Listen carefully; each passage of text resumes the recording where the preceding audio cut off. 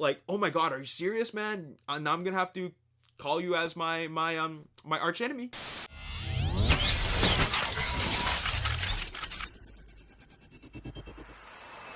What's up, Ragin Nation? How's it going? This is Alex, and you watch The Road to TF5. This is just web series we're talking about Transformers Last Night. This is episode number 138. Now, in the previous episode, I talked a lot about official promotional material. We're going to follow up on that because there's a lot more official stuff to talk about, especially if you downloaded the Transformers Last Night mobile app. You'll notice that there's a lot more new material that ended up exclusively on the mobile app. So make sure you download that app because there's going to be more material as we get closer to the release of Transformers Last Night. For example, there's these new images of the characters. Let's check this one out. Optimus Prime standing there with his sword, Bumblebee as his loyal companion, as well as Drift with his double swords, of course, in his new robot mode as a Mercedes instead of a Bugatti Veyron, looking very good. We have Optimus Prime getting ready to attack. He's with his blue eyes, not his purple eyes. This is a very good looking image of him. And here is Bumblebee, of course, a favorite amongst a lot of kids. A lot of Transformers fans are kids, and Bumblebee is a fan favorite, and he's looking very sharp here, very, very heroic. I like this pose he has here. And finally, here's a couple of Decepticons, and Megatron and Barricade in their new forms are standing in front of an explosion, as well as on the backdrop of a ruined Chicago. This looks obviously very, very familiar because you remember back in Transformers Dark of the Moon, where Tyrese, or rather Epps, and his crew, as well as Sam Witwicky, were walking along, and you see all these ruined buildings, as well as a train that went through a building. So this kind of, I guess, is a part of that area. What I'm really curious about is why Megatron and Barricade? Why not Megatron and Onslaught, or Megatron and Hooligan, or Nitro? Why Megatron and Barricade? My only answer is that these two are the survivors. Megatron and Barricade probably have most of the Decepticon screen time. As for Onslaught, Hooligan, Nitro, and Mohawk, they're probably just the minions that end up being Decepticon fodder. Let's face it, the bad guys eventually have to bite the dust at some point in time in the movie. Maybe not all at the end, but sometime during the movie. And it looks like it's going to be those guys that bite the dust, and Megatron and Barricade are the last survivors. Eventually, Barricade's got to go, probably at the hands of Bumblebee, and then Megatron will follow afterwards, unless he makes it to the next movie. Anyways, so that's all I got to say about that for these new character images, but that is not all. On the Transformers Last Night movie app, there is apparently a timeline of the history of events leading up to the events of Transformers Last Night, which we're going to watch in the movie.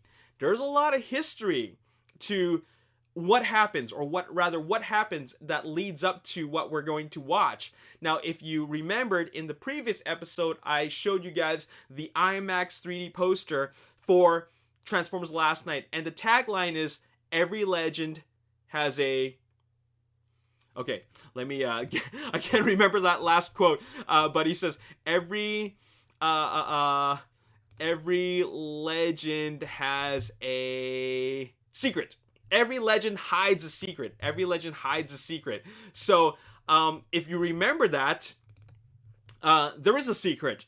And what that secret is, of course, we'll find out in the movie, but there's a legend to this King Arthur tale and what leads up to that. And we're going to find out about that right now. I'd like to give a big thank you shout out to Ayan Khan because he shared with me these images that were screenshotted from the mobile app. And what this is a history of events leading up to the events of Transformers Last Night. So let's just take a look at this, and I'll provide a little bit of a commentary for each page. 990 million BC, Cybertron. The Knights of Cybertron establish order. The Knights of Cybertron are created by the Allspark, their first heroic quest, establish order from the chaos that reigns in the wilderness. It would be the first of many times the Knights are called to higher purpose in the universe. As order takes hold, a civilization takes shape.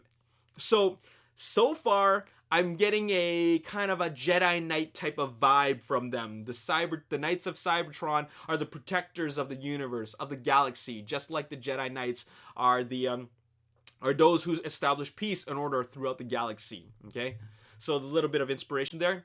Next page says, Quintessons attack Cybertron, 450 million BC. A lot of time has passed between the previous event and now. So, or rather, when Quintessons attack, Cybertron is attacked. Cruel alien beings known as the Quintessons overrun the still developing planet and claim to be their creators. They enslave the Transformers, wipe out much of the planet's known early history, and force the Knights of Cybertron to carry out their sinister whims. Okay, so these Quintessons, who are aliens, they attack Cybertron, and they ravage a whole lot of Cybertron. There's a lot of war, and they actually force the Knights of Cybertron to carry out their sinister whims. So in other words, they overtake the Knights of Cybertron, and they control them. And they tell them to do their deeds, their evil deeds. So the Quintessons must be very, very powerful because they were able to handle the Knights of Cybertron. Next, during the same time, 450 million BC, the Knights of Cybertron fight back. A faction of knights band together to rebel against the Quintessons and escape into space with a powerful Quintesson artifact. Their trajectory is unknown. It is believed some found safety on a faraway world. These knights now guard the artifact, which remains hidden from all. No surprise there. There's always gotta be that artifact. In every film, there's an artifact. Okay? So it's no surprise that there's going to be an artifact, but this time it's not a Cybertronian artifact, it's a Quintesson artifact, and it's powerful. Something the Knights actually took from the Quintessons will actually change the tides of the war. And it says, it's believed some found safety on a faraway world. We're going to just assume that's Earth. And it's hidden somewhere. Probably underwater. And it's going to come up from underwater later on in the movie. Now, moving on, like far along, a lot of time has passed. The Decepticons take Iacon City, Cybertron 200.04 million BC. The forces of Megatron earn a historic victory when capital city of Iacon falls.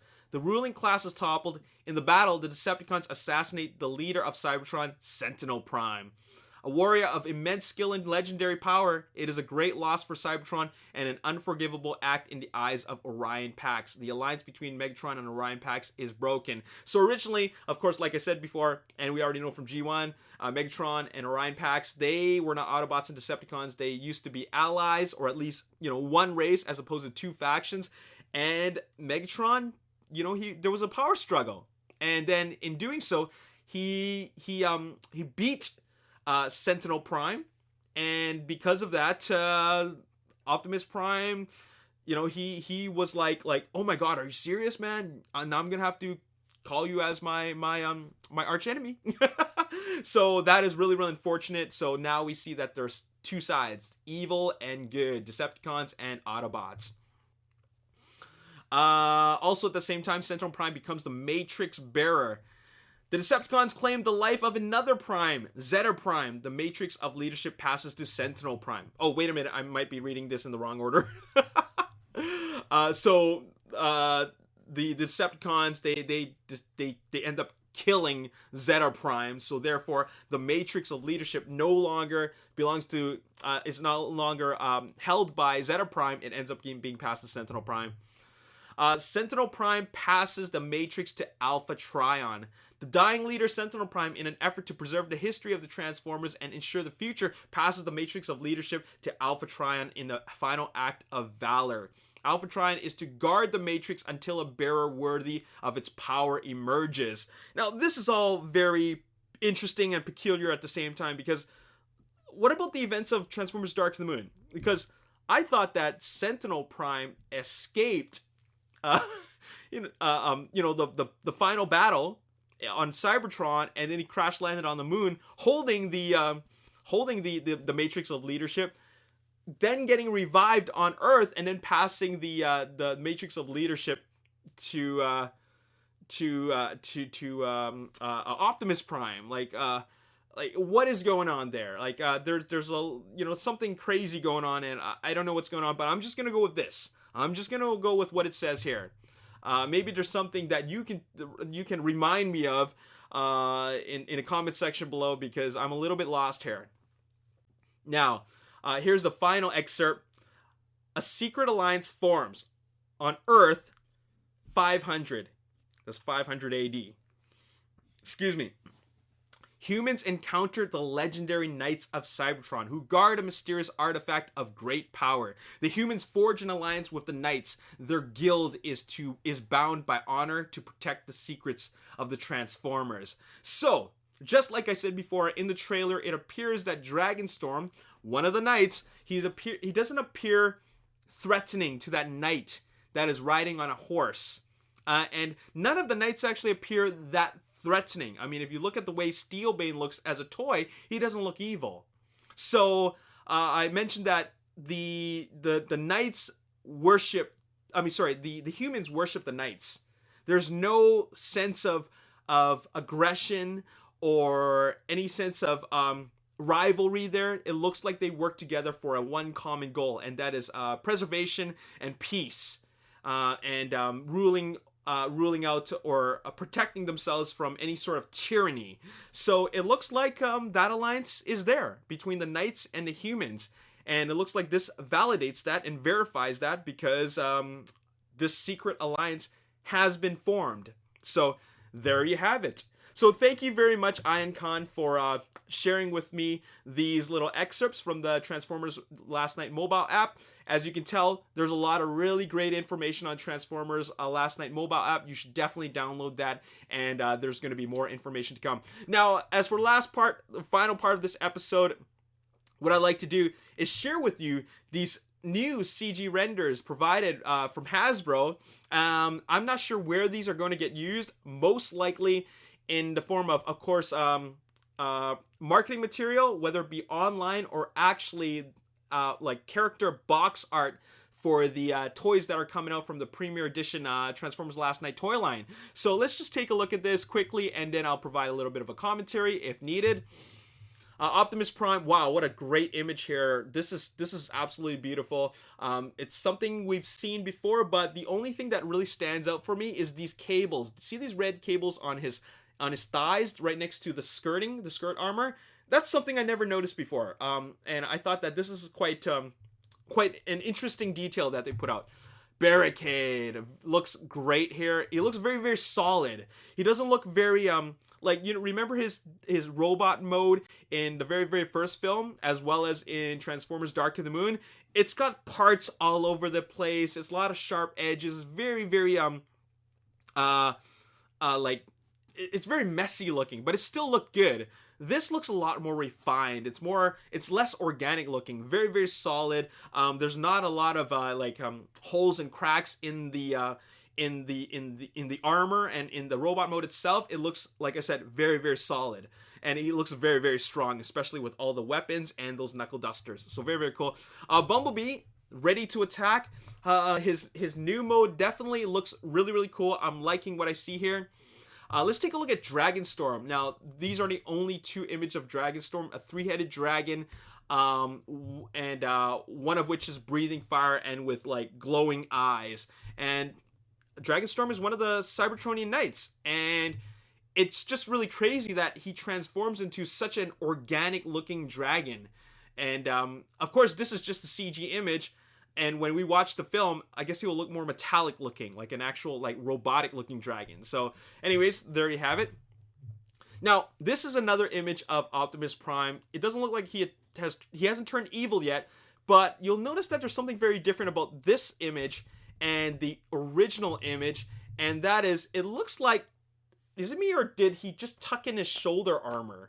Like, it looks really, really like skinnier up on the shoulder area. The shoulder used to be very, very broad and wide because the armor sticks out, but now it looks like it got moved aside so that he's ready to fight. I don't know, it's a little bit different.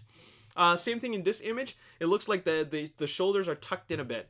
Now here's Squeaks, and like Squeaks is like a really, really he's getting more and more interesting every time I see him, because he looks like this clumsy looking radio controlled robot that looks like a bit of a mess. But he has 2 wheels here. There was a time when I saw that he only has 1 wheel and he's like standing on like a peg. So like, which is it? I don't really know, but maybe there's an explanation for that. But the bigger explanation that is required is, where did these weapons come from? Where exactly did it come from? He's got a rocket launcher that is bigger than him. And then on this image, the rocket launcher is not only there, but there's a Gatling gun and there's a cannon and there's like a, oh my god, there's so much artillery here. And I'm just wondering, where does it all come from? And does he actually use that in the film? I hope he uses that in the film. I know that he definitely has a moment to shine, like he redeems himself and he's going to be a hero at some point in time. I'm wondering if this is actually his moment. If it is his moment, he pulls out a bunch of guns and he saves the day. This image is a little bit of a spoiler, don't you think? So who knows? Another image of Barricade, really, really cool looking. Crosshairs doesn't look that much different. I gotta say that, like, he's pretty much the way we know from before. I hope he gets to use those double guns a lot more. And his face looks like I don't know, I can't tell if his face really changed up a bit or if it's just for this image. Here's Megatron. Looks really, really scary looking. I mean, he really does. He's got his fusion cannon, and he definitely looks like some Decepticon you do not want to mess with. And finally, here's the last image of him, and yeah, once again, very, very scary looking. So those are really cool. I'm glad that they're showing more and more material as we get closer to the release date. We're going to get more and more material, and as we get more and more material, there's going to be more videos of me doing commentary on that. So once again, make sure you stay subscribed to this channel. I'm going to give a big shout out to Malik Sentai for this wonderful drawing of Optimus Prime in his Armor Knight mode. It looks great. It's very, very subtle. Like, it doesn't need a whole lot to make it look cool. I don't even mind that it's not like the colors of it aren't like fully like solid colored in. I like the way this looks. It's very, very artistic, and you're very talented. Great job. You did fantastic. So check that out. Looks so good. Anyways, that's all I gotta say in this episode. I hope you guys enjoyed it. There are more episodes to come, so make sure you stay subscribed. I mean, if you are really, really anticipating this huge movie, make sure you subscribe to this channel, because not only are we going to talk about Transformers Last Night, of course, there are more films in Transformers Cinematic Universe, the Bumblebee live action film, or the solo film, like Bumblebee prequel. There's also the Cybertron animated film, Transformers 6, 7, 8, 9, 10. Anyways, that's all I got to say in this episode. What do you guys think about anything I've talked about? Let me know in the comment section below. As always, if you enjoyed this episode, you want to see more, hit the like button, subscribe to the YouTube channel, like me on Facebook, the Ragin Nation. Also follow me on Twitter, Ragin Nation. My name is Alex. Thanks for watching, and see you next time. Peace. So that's going to be a pretty interesting release. I'm actually kind of interested in picking this one up just because it is different, and if it is, if